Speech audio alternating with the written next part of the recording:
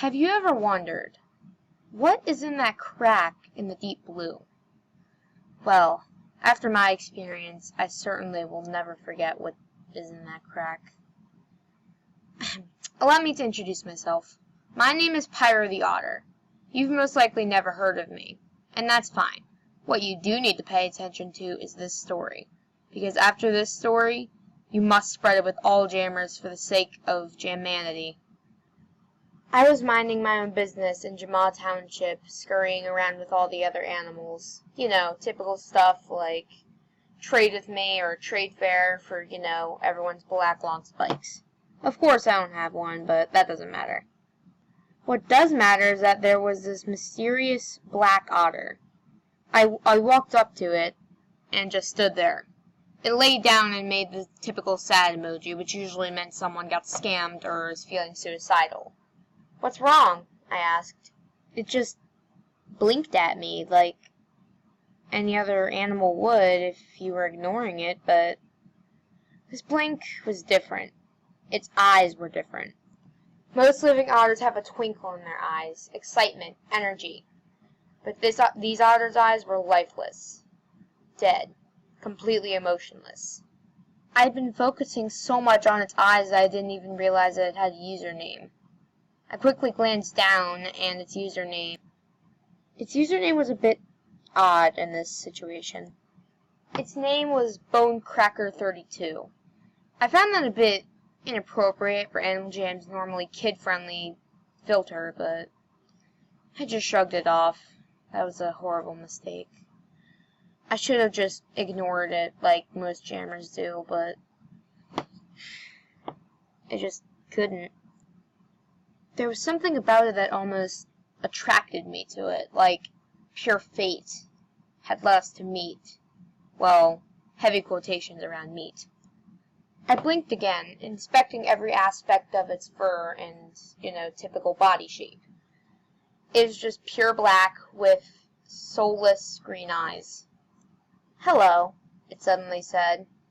Again, no emotion in that sentence. "Oh, hi," I greeted. I wanted to be nice to this jammer, but there was just something so off about this otter. "Want to see something cool?" the pure black otter asked, obviously using bubble chat. Do you only speak bubble chat?" I asked. "Yeah," it answered. Then how did you say yeah with no caps at all?" "Never mind that," it spoke. "Come." I hesitantly followed the otter. It led me to behind Jamart clothing. There were rats scurrying, trash cans filled with unwanted and recycled clothes. But then there was a large bone at the corner of the building, but it was leaned against the wall. I inspected it, and the black otter padded over to it. He grabbed it in between his jaws. "Is that a bone?" I asked, a bit afraid. "Yes," he answered calmly. He then whacked me over the head with it. I blacked out. I can't remember anything after that. I don't know what he did to me while I was passed out, but I remember only one thing faintly. He dragged me underwater and he swam into the crack, into that glowing dawn orange light. I awoke, my paws strapped down to a table. "Oh, I see you're awake," a voice erupted from the shadows. I looked all around, sweating. I couldn't find anyone. Then all of a sudden the black otter came to mind. I squinted and I thought I could see the silhouette of an otter. Then it revealed itself and came into the light, its green soulless eyes piercing through me. What do you want from me?" I spat out. I was scared out of my mind. Trust me, if you were as scared as I was at this moment, you wouldn't have known what to say. You wouldn't have known what to do. You'd question your own even existence. Honestly. If you knew what it felt like, you'd be questioning our reality. "Oh, Pyro," the black otter smirked. "You see, you haven't done anything. In fact, you're quite a nice jammer, in my opinion," he snickered, shuffling his paws. "So, I really wouldn't want to kill you, but I'm afraid I have to. He got up, shimmering his claws. You see, I have been sent from hell, he growled, staring deep into my eyes. You're crazy, I spat. He raised his paw and placed it on my right hind leg, clawing it hardly. I winced in pain as he did so. But why? I spat. He glared at me, his eyes telling a story. You see, in order for me to be loyal to my God, there needs to be a sacrifice. Specifically an otter sacrifice. The blood of the innocent will pour onto the ground, and hell will arise. He patted over to a switch, turning it on. I squeezed my eyes shut as the light intensified. You see, my eyes were already adjusted to the dark, so the brightness was a lot for me. I started to look around and realized how crazy this otter was. There were bones scattered on the walls, on the floor, and a foul odor invaded the room. I looked all around to find a few carcasses, such as a bunny carcass, a wolf carcass, and even a giraffe carcass. But aren't we underwater? I thought. How can this happen? I looked next to the black otter, and there was a tool tray of various sharp bones. One of them was large, and it looked deadly razor sharp. I panicked as he picked that specific bone up. He grabbed it and put it at the base of my leg. He then swiped with all his force, blood spraying out onto my other leg. I whimpered loudly in pain as I tried to squirm away, only making the bleeding worse. Shut up, he growled, covering my mouth with his paw. Hot tears were streaming down my face as I felt the pain.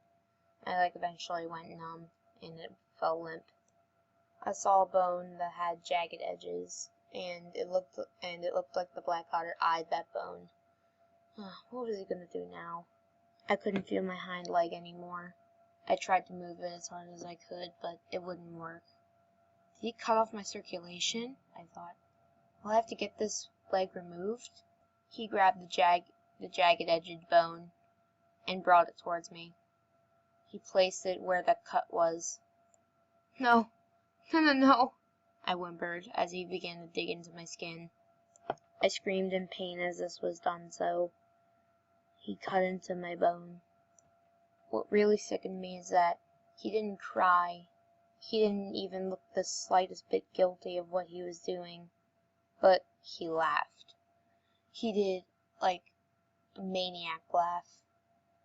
He laughed so hard that I thought he was going to fall. He finally cut through and pulled my hind leg off the table. He showed it to me, which almost made me vomit. I was about to pass out of either blood loss or petrified actions. Or maybe even both. Fear, anxiety, and blood loss. They don't go well together. I had blacked out. I awoke to hearing sirens and screaming. When I opened my eyes, it looked like I was being put into an underwater ambulance. I raised my head and looked around weakly, and I saw that the black otter was being put down by octopuses and trying to get arrested by penguins. Had he been caught? Did they hear my screams? He questioned. He was quite happy that he was out of this torture session, but still this would traumatize me for the rest of my life. I had gotten to the hospital and I couldn't get another leg, and robo legs underwater were not possible. My leg was just too damaged in order for it to be repaired or replaced. So I had found out that while Bonecracker 32 was dragging me underwater, a wolf had gotten suspicious about that and had contacted the police. They contacted the underwater police to make a search throughout the deep blue. As a matter of fact, throughout the whole ocean. And as they did, they had found the crack.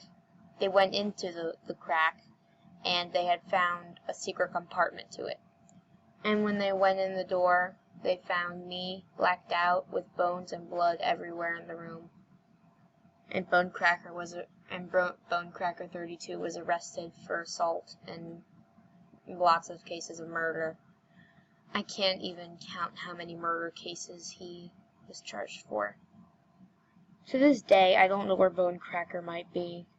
But if I ever, and I repeat, ever, see his face again, I don't know what to think.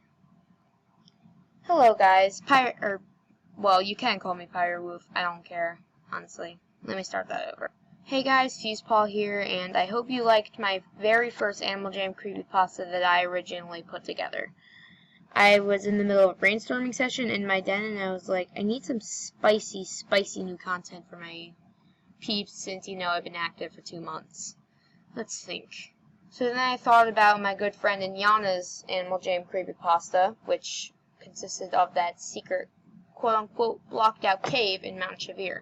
Then I thought about other, entrances that we do not know of. Then I thought of the crack. The crack is honestly, it's a good thing to do a creepypasta on. But I do hope you guys actually legitimately did enjoy it. Point out any mistakes in the comments, say if I need to improve on anything, because I will gladly take your advice so I can make the best content for you guys. Alright, see you later, and remember to stay fluffy.